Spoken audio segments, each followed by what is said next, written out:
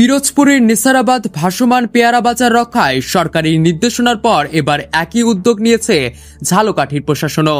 ঝালকাঠির সদর উপজেলার বিখ্যাত কীর্তিপাশা ইউনিয়নে ভীমরলি পেয়ারা বাগান ও ভাসমান বাজার প্রতিদিনই যেখানে ভিড় করেন দেশি বিদেশি শত শত পর্যটক, তবে এই জনপ্রিয় গন্তব্যটিকে রক্ষা করতে 28 জুলাই নতুন নির্দেশনা জারি করেছে উপজেলা প্রশাসন।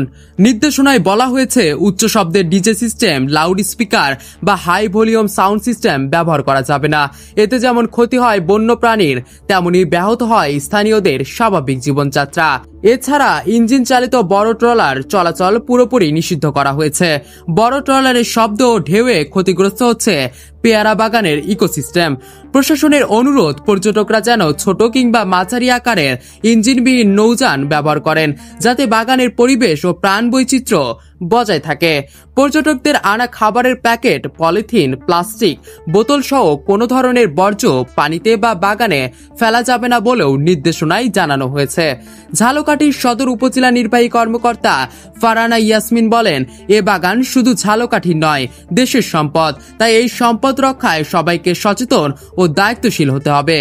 এর আগে গতকালই পিরোজপুরের নেসারাবাদ উপজেলা প্রশাসন একই ধরনের নির্দেশনা জারি করেছিল।